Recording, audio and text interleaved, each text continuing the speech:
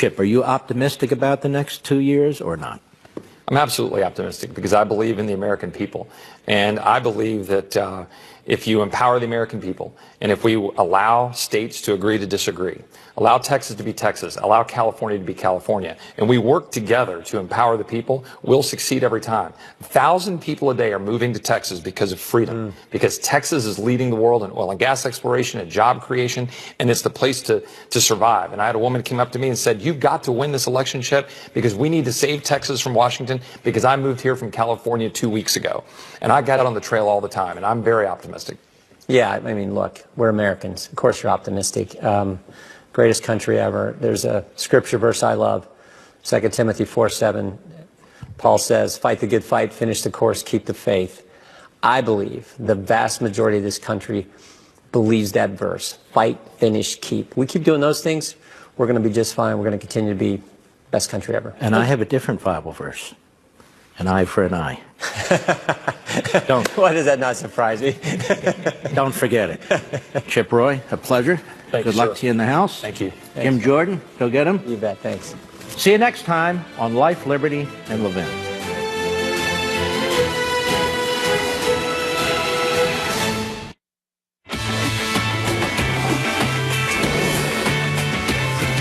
Welcome to Waters World. I'm Jesse Waters. The migrant caravan arriving at the U.S. border and tensions rising as they try to gain access to our country, whether through asylum or just by crossing illegally. With thousands of troops deployed, agents in Arizona detaining more than 650 illegal immigrants trying to cross in just 2 days alone this week. One migrant, a Honduran named Henry Salinas, told reporters he plans to overwhelm border agents, going on to say, quote, it's going to be all against one against all of Central America against one, and one against Central America, all against Trump, and Trump against all. Joining me now, conservative columnist Ann Coulter. She's the author of Resistance is Futile. All right, Ann, you know, we heard all the last couple of weeks that this was an invasion, and I think even Jim Acosta said that, you know, Mr. President, they're not going to be climbing any walls. That's not going to happen. Yet, we see all this video. They're climbing the walls. What's going on now? Yes, oddly, the same thing they've been doing for the past, 50 years.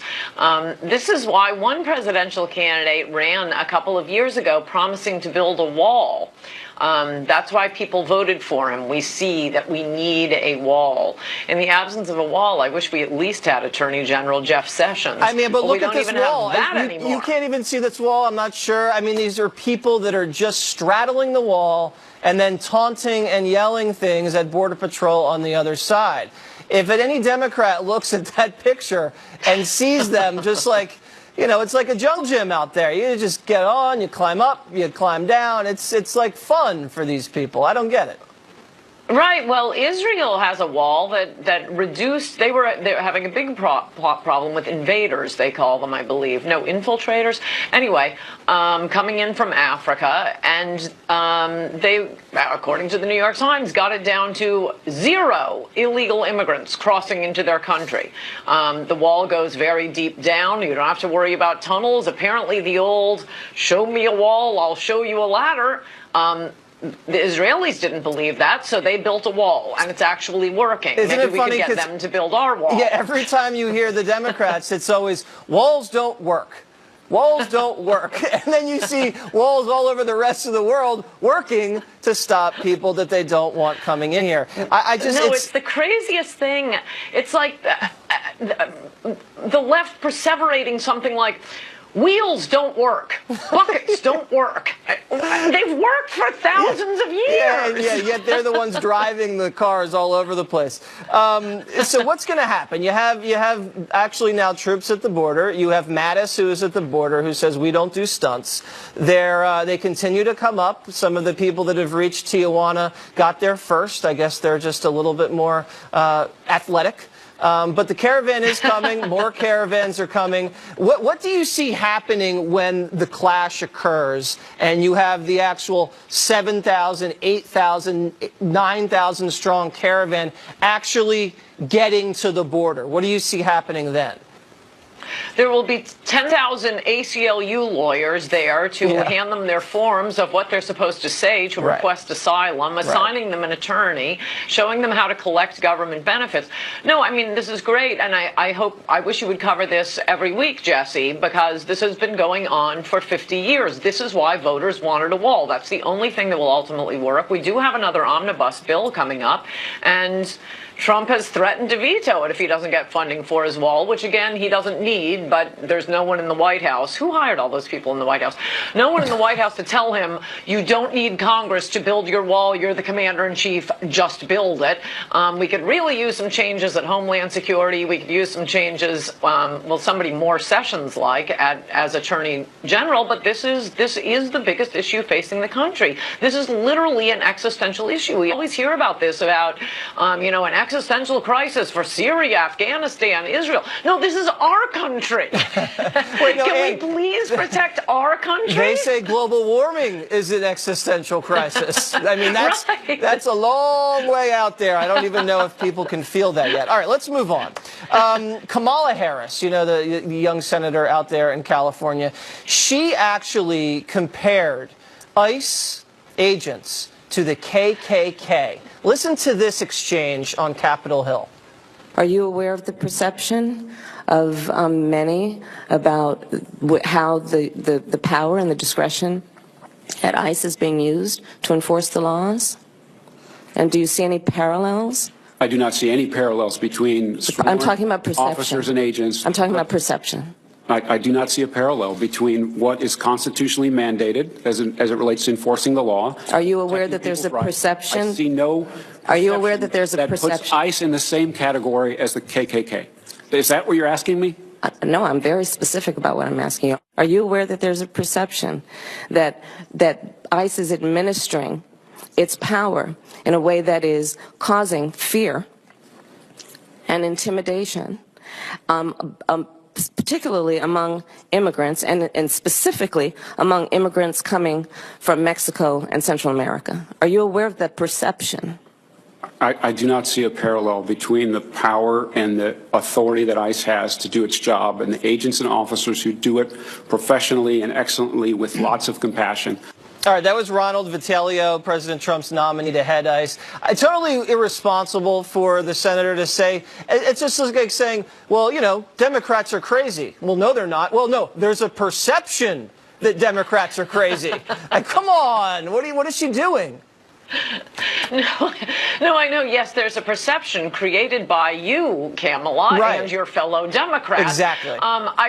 It's outrageous. It's unbelievable. It's disgusting. I ought to be outraged, but I can't help it. It makes me laugh. This is the left in the Trump era. They've lost their minds. This is why they can't effectively oppose Trump, and resistance is futile. Everything has to be Nazi, white supremacist, white nationalist, KKK. All they do, I mean, what does that even mean? There are no Nazis. No, Trump is not Hitler, though, oh yes, killing 6 million Jews and tweeting a lot. Very similar, I'm sure, in the eyes of a liberal. Peter Brimelow runs an immigration website which is basically Trump's position on immigration, except without the grammatical errors. And the New York Times just starts casually referring to an immigration website. It's just about immigration as white nationalist. Peter Brimelow, well, he doesn't call himself a white nationalist. It's just, this is the left calling our side a poopy head. They just want to call us names. Well, I don't know who Peter is, but I do know that the Ku Klux Klan terrorized the South for many, many years and was responsible for hanging African-American people all over the place and burning crosses and intimidating people, and they eventually were eradicated. I just don't see the parallel, by Republicans. I don't see the parallel between ICE agents going after drug traffickers, going after human traffickers, going after criminal aliens that have broken our laws and trying to get them deported out of this country. There is no parallel at all. Well, also to prevent them from undermining the wages of African Americans. I mean, those are the people in America who are being the one demographic group that's, and I suppose that some also Hispanic Americans, who are being hurt the most. And they have the audacity to bring up the Klan. Also, I know a lot of people on our side get sick of Democrats are the real racists. But look, it is an historical fact that the Klan was an outgrowth of the Democratic Party. They often had overlapping membership, and originally the Klan was formed to terrorize Republicans who were going down to the South to make sure black people were voting. Yeah, everybody needs to learn more history in this country. Trust me, I've been out in the streets. It's a disaster. Let's go to Avenatti. So, I don't even want to laugh about this, because if it's true, and he did punch a woman in the face, it's probably the most despicable thing you can do. And, presumed innocent in this country, we're going to give him due process. The due process he did not give Judge Kavanaugh. But it is kind of ironic that he's now saying, don't believe women. I was set up. This is the exact opposite of what he was saying in August and September. True, but I would not put him in the same camp with Kavanaugh. I mean, women absolutely not. It's just the theoretically, memories, no evidence. No, and you're right. I ran into a TMZ cameraman yesterday on the street, and he asked me, why hasn't Trump tweeted anything about Michael Avenatti? And I said, well, because a girl got beaten up. I mean, it's not something you can really, unless you're me, you can't really. But yeah, probably a lot of conservatives did have a slight smile curl their lips on this. But he's toast TMZ, now, right? I mean, isn't he toast I do want to, in terms of politics? CNN's not going to book him. MSNBC's not going to book him. The Democratic Party in Vermont, they canceled his appearance. I mean, I do want to say,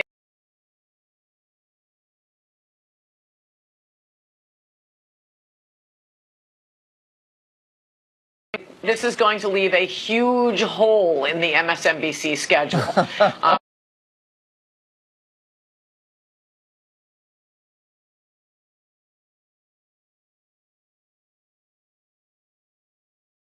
Man in the greater Los Angeles area. I mean, their reporting is that with him running into the building afterwards and saying, she hit me first.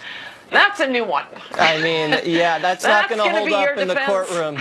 Not at all. I mean, TMZ, they're wired all over that city. They got everybody on lockdown. They're just, it's an amazing organization, and I can't believe they beat everybody to the punch.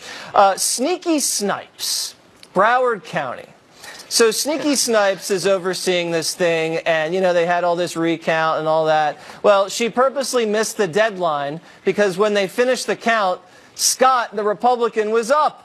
So she added a few votes at the end, and then that delegitimizes the recount, so they have to go with the original count. So now the Democrat added a few votes. Total chaos, but she thinks she's doing a great job, man. Well, I happened to be on site here in Florida for some real reporting. I was talking to a couple of people who spent a few hours there looking at the ballots. And one thing you should always know, I mean, for one thing, all of the reporting on the biggest story of the year has to be done by just random Republicans who are willing to donate their time. I love these news organizations sitting back and saying, well, they say there's cheating, but they have no evidence. Yeah, no Trump evidence. has no evidence. Hey, I have an idea. Do you guys have any reporters you could send? I wonder. That could be a good idea. They just call up Southern Poverty Law Center and say, oh no, an expert told us there's never any cheating. There's never vote fraud. Don't worry, you can take it from the Southern Poverty Law Center. What they're doing, as is often the case in these, is the same thing over and over again. The overvotes and undervotes. This is where a person, I mean, you can cancel out your own ballot. You vote for one guy, decide, I don't really care. You vote for two. Okay. You didn't vote for anyone because you voted for both. You know what? I think I just saw a picture the other day. I saw a picture of a ballot in Broward County, and someone checks the box for Nelson. I even think we might even have it. And then they check the box for Scott. Look, there it is on the screen. Okay, so first of all, I have to say, I know you're a Florida resident sometimes during the year, but Ann, you people down there, I mean, it's not that hard. What are you guys doing? It's like filling out a bubble. And by the way, keep this in mind whenever you hear sneering elitist liberals talking about what idiots Republicans are. I notice these are all in Democratic precincts. At least our voters know how to fill out a ballot. That's true. The undervotes are where they examine a ballot where the voter voter didn't vote for a candidate at all, which is very common. The Nelson Scott election. Why? Because I would guess Andrew Gillum was running. He's like Florida's Obama. Probably a lot of African Americans went in, voted for the black candidate, and left. It's not that surprising, but for whatever reason, Gillum got more votes than Nelson did. Gillum running for governor, right. The two Democrats, Nelson for Senate. But what they did, and I think they're trying to do now, the Republicans better stop them, what they did in the Minnesota election that elected cheater Al Franken was that they would say, look, this ballot, they voted for Obama. Well, surely they meant to vote for Franken. Exactly. We're going to count that as a vote for Franken. Exactly. No! You know what they're doing? Yeah. They think they know the intention. The will of the voter. They can somehow, through ESP, divine whatever the intention was. All right, Ann, I got to run. It was great talking to you, and hopefully we'll see you around in the coming weeks. See you soon. All right, coming up, a tormented Monica Lewinsky reveals never-before-heard details of her affair with Bill Clinton.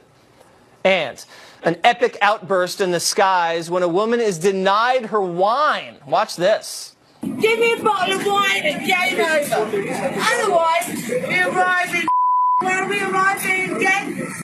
Just like The battle for the gavel is on. Nancy Pelosi, when asked about other Democrats challenging her for Speaker, had this to say.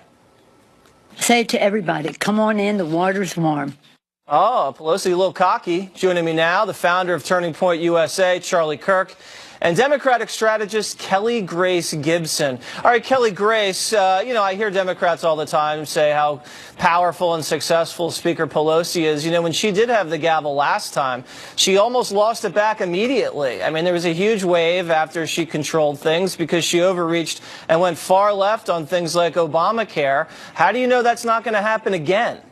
Well, you don't know it's not going to happen again, but what we do know about Speaker Pelosi is that she championed a ton of bipartisan legislation to make college more affordable people and to have job incentives for clean energy. She has, in her tenure, has raised over $700 million for the Democrats. Is college more affordable because of Nancy Pelosi?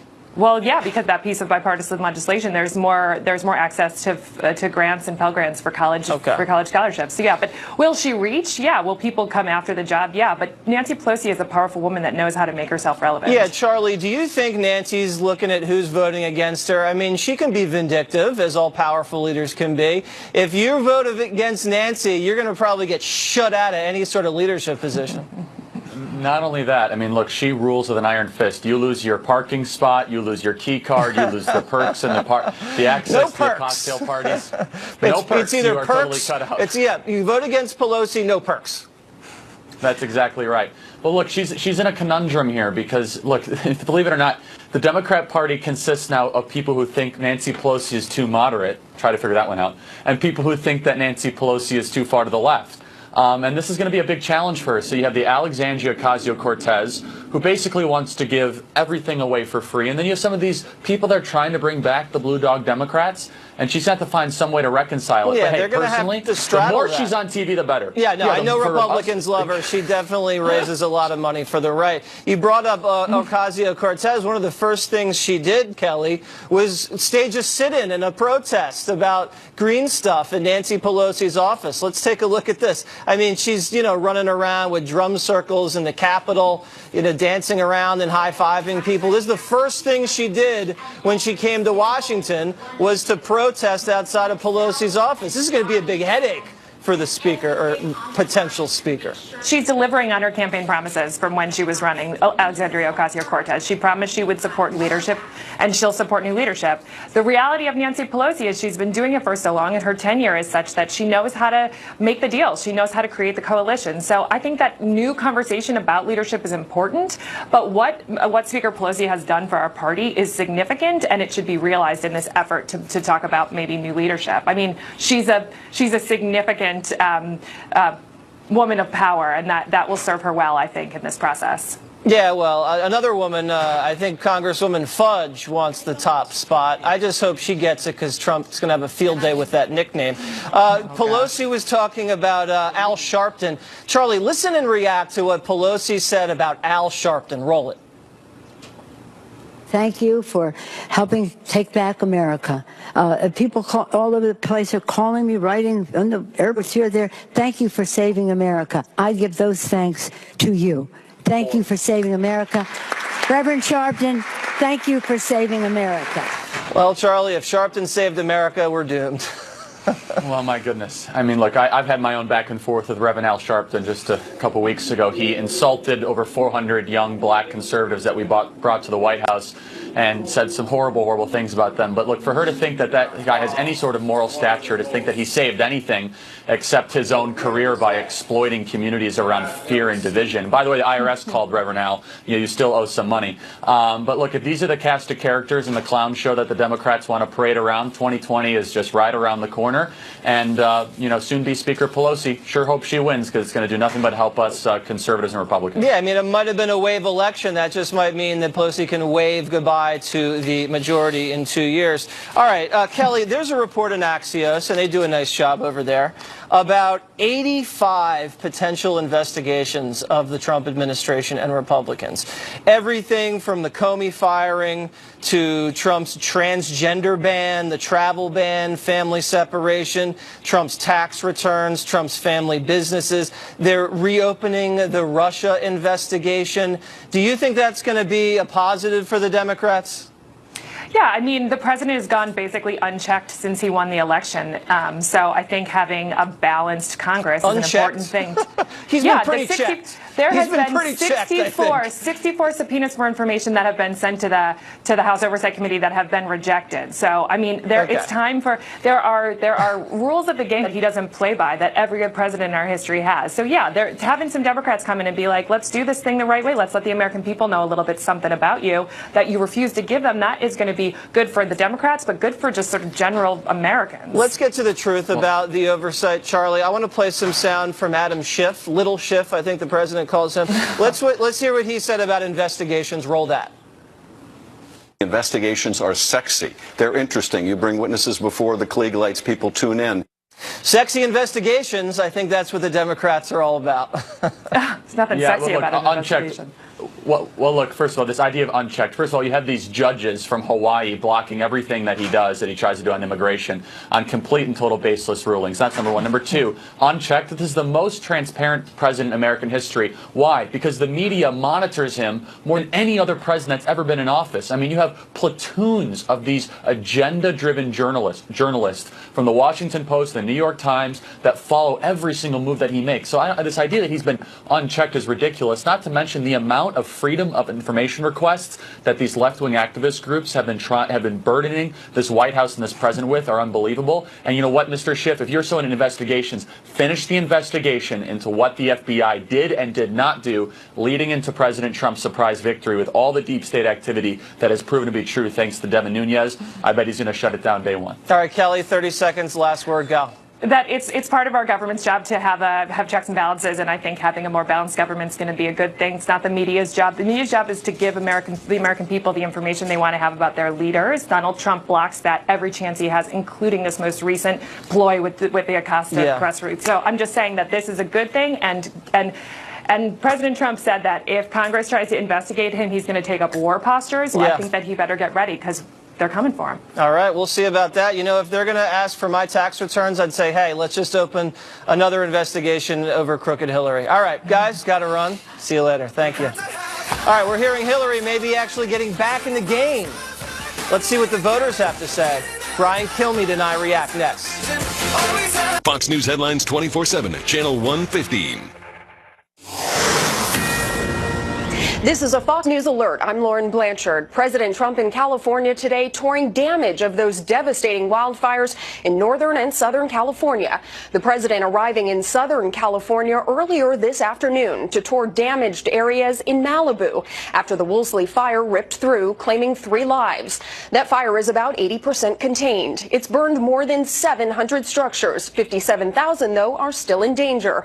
This morning, the president stopped in northern California, seeing first firsthand the devastation from the Camp Fire, which is now considered the deadliest wildfire in the U.S. in a century. At least 71 people have died in that fire, and an estimated 1,000 more are unaccounted for. We'll continue to follow the president's trip and bring you updates here on Fox News. But for now, I'm Lauren Blanchard. Now back to Waters World. For all your headlines, log on to foxnews.com. How many of you want Hillary Clinton to run for president in 2020? Go. Democrats may be done with Hillary, but have no heir apparent to the party's nomination in 2020. A new Politico poll shows Biden, Bernie, and Beto, for now, leading the dozens of Democrats mulling a White House run. Brian Kilmeade has some thoughts on that. He's co-host of Fox and Friends and the author of the New York Times bestseller, Andrew Jackson and the Miracle of New Orleans, which is now out in paperback. Let's just take on Hillary for a second. I mean, no charisma. She's aging. She's fainting. The donors are probably going to have alligator arms. They're not going to double down on another loser. Husband's lost the fastball. What do you think? I don't think it's possible. I know Mark Penn wrote that column, and he does know the Clintons very well, even though he's on the outs with them right now. He's probably one of the best guests you can have because he doesn't have a horse in the race, but he's got great insight on the Clintons and what's going on. And I believe that she's going to be a player. If a Democrat wins, I look for her to have a prominent spot. But there's no way she could put up with the rigors. I mean, have you seen her in many book tours? She can't keep up. Are you saying she doesn't have the strength or the stamina to run for president for a third time? No question, nor the message. And I don't think they'll have the heart to go back to her, and I don't think anyone will have a problem telling her to go home. Okay, all right, so Biden now, and he's leading the pack by a significant margin. He's at 26%. I mean, he was at 1% the last couple times he ran for president. He'd have to leech off the Obama donor list. He's kind of a relic, in my opinion. Do you think he has a shot? 77 years old, absolutely not. The biggest fallacy is that Joe Biden is this guy coming along at the perfect time. Now's his time. No. No. For the last 4 years of the Obama administration, you didn't see much because we saw the first 4 years. Because when you don't give him a script and you let him go, he embarrassed He's President not Obama. disciplined. No discipline. The working class thing is a bit of an act. I think he gets carried away with himself. I think he'll be destroyed and eaten up by President Trump. And here's the thing. The person that's going to beat President Trump is somebody that's not going to go directly at him. Okay, well, that brings kill him with charm. That brings us to O'Rourke. Now, O'Rourke, I'm not sure he's got the sharp elbows. I think if he was running, he'd probably play nice in the Democratic primary. He didn't really go for the jugular against Ted Cruz, but he's so untested. Yes, he could raise a lot of money from small donors, but on a national level, do you think he's got a shot? Oh, listen, I think he's got a couple of things going for him. He's got the charisma, charm, and likability. He's already got $36 to $50 million. Are you charmed by him? Who you talk to? Personally, not charmed, but we can both respect people that are good on camera, yes, that are very comfortable in their own skin. Yes, he's very comfortable. My problem is he's way too far to the left. And as been brought up before, he could have taken Ted Cruz if he was moderate. But his policies were way out He there. said kneeling for the anthem was patriotic in Texas. Right. That was a big mistake. Okay, speaking of too far to the left, Sanders. Now, Sanders is performing pretty well. He's at 19% in this poll. But I feel like his moment was last time. I don't think And the power brokers in the Democratic Party, they're not going to let him take the nomination. Jesse, how would you feel about this? You're in a party that's not, the Democratic Party isn't necessarily your party. I got to look more into your background and Google you and see if you're there. But he doesn't want to be a Democrat. He was asked again, are you a Democratic, a part of the Democratic Party? He said no. So he wants to go win a nomination at a party. And look at his hair, Brian. Look at his hair. Right. Can you run for president with hair like that? He's not happy. He's too old. He's a socialist. Pick one of the three. Okay. He's shot. All right. Let's go to Elizabeth Warren quickly. I think she's toast. She totally imploded. You? Regional candidate at best. Smart. But I don't think by any chance she goes through Middle America, even the West Coast. I think the one that's interesting is Kamala Harris. She's got to get happy. She's got to talk more. She's not likable. She's too quiet. I don't think she's likable. I think she's young, she's attractive, female, African-American. She can raise a lot of money in California. But there's something that's, like you said, O'Rourke was charming. I don't see her as charming. Here's not charming because we haven't seen enough of her. We're only seeing the attack mode. But I would say this. The person that could beat Trump, it's not going to be who's going to out-tough Trump. You don't go directly at him. Point out the thing he does well and say how you're going to be different. Do not punch back. He does not like being the bully. He likes being the one that avenges. If you don't let him avenge, you say, he's turning around the economy. He's got a great personal story. I appreciate his family, but this is how I'm different. That's the combination that will keep the Trump people down, and it'll keep Donald Trump from punching first. He doesn't like punching first. All right, he's a counterpuncher. Brian Kilmeade, also a counterpuncher. Go buy his book. Up next, Diamond and Silk on Sneaky Snipes and Avenatti. Wow. Right back. I had to bust up the... Monica Lewinsky back in the spotlight, sharing new details about her affair with Bill Clinton, saying the aftermath was so painful that she became suicidal. Listen. In the shutdown period, I remember looking out the window and thinking that the only way to fix this was to kill myself, was to jump out the window. And I felt terrible. I was scared, and I just react to Diamond and Silk. All right, ladies, I mean, it's a pretty powerful exposition by Monica Lewinsky. Obviously, it took a real toll on her emotionally at the time. She's still kind of reeling from that, apparently. What do you guys think about how that whole thing went down and now is resurfacing? Well, you know, first of all, I think that she was taken advantage of by an older man, a powerful older man named Bill Clinton. I'm so happy to see her and hear her tell her story. Sometimes you have to get that out to set yourself.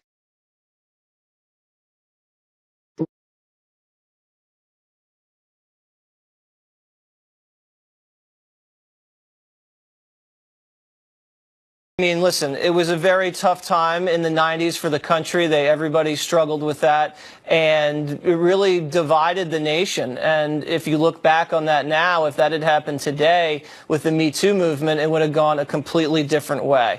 All right, let's get to Michael Avenatti. You know,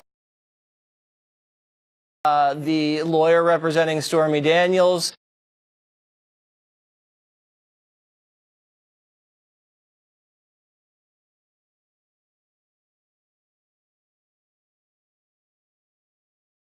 Bruised and battered. Here's what he said when he came out of the jail.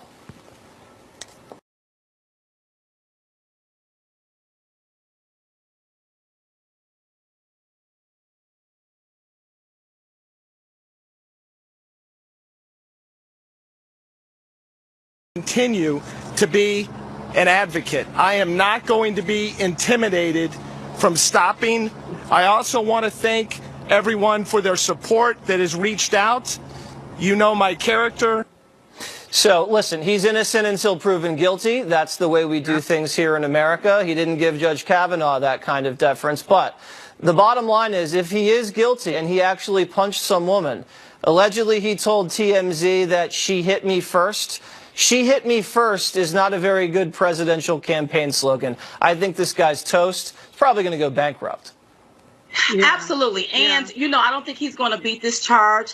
Listen, you have to understand, you may not pay what you owe, but you will reap what you sow. And he said, believe all women. So that's why a lot of Americans are believing the woman on this. And then with him also saying that he's going to run for president, if he do decide to run for president, at least he do know he can't beat a woman. That's right. I mean, we already know he's running from the IRS. The guy owes millions, and looks like his life is crumbling down upon him. It's very, very sad. All right. Lastly, Sneaky Snipes, you know, the woman overseeing the Broward County election.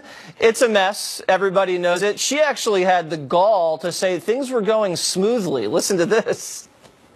I'd like to call to your attention that this midterm election, in addition to running very smoothly, was one of the most highly participated midterm elections probably that we've had in 20 years or more. Yeah, so every county in Florida is finished, and she's still counting. She has no idea the vote count. Sneaky Snipes, ladies, what do you think? Listen, I think she has a vacuous mindset. Not only that, you have to understand this is just a rehearsal for the Art of the Steal in 2020. Oh, the Art of the Steal, wow. Art of the Steal in 2020, this is what they're trying to do. Yeah. And shame on her for starting this whole fiasco, and it has us all questioning the integrity of an election. I think when DeSantis becomes sworn in as governor, he needs to first fire her, and she needs to be prosecuted to the full extent of the law. That's right, and her initials represent what's going on.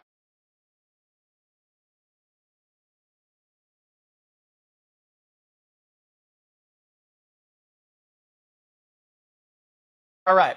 Up next, the tough questions for a change that I'm going to be answering. Waters World gets quizzed on Fox Nation. Right back.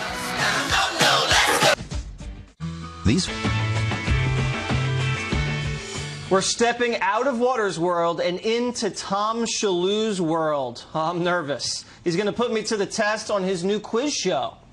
That's right. How do you like my digs, Jesse? Pretty nice. Very snazzy. Yeah, way to start out. Among other things, you are the master of putting people on the spot, Jesse Waters. But now, I'm here to put you on the spot. Uh-oh. I'm going to ask you some questions that have nothing to do with politics or the big news stories of the day. Just Fair no enough? personal questions, Tom, please. Well, I don't know. Maybe you'll take these personally.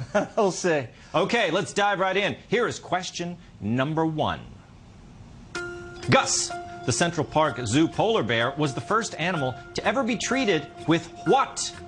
Cialis, Prozac, or Ritalin? I am going to go with, for fun, Cialis. Cialis? Oh, interesting. That was Cialis, and the answer is... Oh, man, it would have been funnier if it was Cialis. It definitely went with the funnier answer. Poor Gus suffered from depression. To cheer him up, they would give him old Christmas trees with frozen mackerel hidden in the branches, and they would also feed him small children who'd wandered off from their parents. Okay, well, you know, Cialis also cures depression, so I was partially right. Okay, maybe we'll give him half a point on that, or, you know, honorable mention. Okay. Jesse, that brings your score to 0. Okay. Ready for question number 2? Yeah. Question 2. Okay. Who is the only athlete to ever hit an MLB home run and score an NFL touchdown in the same week? I think I know this. Oh, wait, let me give you the choices. Deion Sanders, Bo Jackson, or Shemp Howard. You have 10 seconds. I'm going to go with Bo Jackson on this one. Bo knows. It might be Sanders, but I'm going to go with Bo Jackson. Okay, and the answer is, well, we want to give you all your time. Oh! Was it Sanders? Oh, man. Deion, primetime Sanders. It could have been Bo. I know. Well, it could have been because he was also, he was a jack of all trades. That's right. All right, primetime. Sorry, primetime. He was a defensive back for the NFL for 14 years, and he had a Major League Baseball career that lasted 9 years, just like me. Shemp Howard was a seriously underrated stooge. Okay. Don't you agree with that? I feel a little underrated at this point, too. Well, so. Here we go. Let's get that rating up. Shemp and Waters. Jesse's score is now 0, but buckle up. Here comes question number 3. Okay. In a recent interview on Australian television, whose rise to fame did John Bon Jovi describe as horrific? Was it Rosie O'Donnell, the Kardashians, or Michael Moore? You have 10 seconds. I'm going to go with B, Kardashians. Oh, I thought you'd say Michael Moore because you wanted to be Michael Moore, right? Yeah, I tried that on the first question. Didn't work out. The answer is the Kardashians. Yes. He's on the board. Finally. It's true. Love 'em or hate 'em, the Kardashians are frighteningly successful. The family members' combined net worth is over $1.5 billion. Did you know that? That doesn't sound horrific to me. It does. It's all nice if it's yours. Okay, that brings your score to 1. Here is question number 4. Okay. What is the dot over the letter I and the letter J called? Oh, no. Is it a tittle, a canker, or a glyph? You have 10 seconds. Tittle, canker, or a glyph? Can I phone a friend? I mean, wouldn't that be great? Wouldn't that be great if we had that technology? Let's go with tittle. A tittle. Let's see if you are correct. You are correct! Yes! That little dot over the letters I and J is called a tittle or a superscript dot. Wow. This is a titillating show. That's what we're here to do. Jesse, that brings your score to 2-2, I believe. All right. Isn't that right? Yeah. Okay. Final question. You've been performing admirably, Mr. Waters, but let's see if you can finish strong. Okay. This is your final question. Here we go. If cats are feline and dogs are canine, then what are bears? Are they bovine, ursine, or Busta Rhymes? Well, I know it's not C. Bovine, I thought, had something to do with cows. Should I go ursine? You have 5 seconds. Ursine! Ursine! And the answer is... It's not. Porcine! Yes! Jesse was right. Total Bovine. guess. Bovine is cows. Bears are ursines, and Busta Rhymes, his success was truly puzzling. You a Busta Rhymes fan? Yeah, Bust a Bus. Yeah, I love the classic hip-hop. So that is... Are we right? That sounded convincing. I love the classic hip-hop. Am I right that Jesse has a score of 3? All right, 3 out of 5, not bad. 3 out of 5 ain't bad. I think that was the classic rock star Meatloaf said something similar to that, didn't he? I don't know about Meatloaf. I just eat it. It was 2 out of 3. Jesse, thank you so much for playing. We put you on the spot, and surprisingly, you crushed it. Surprisingly? Well, maybe not surprisingly. All right.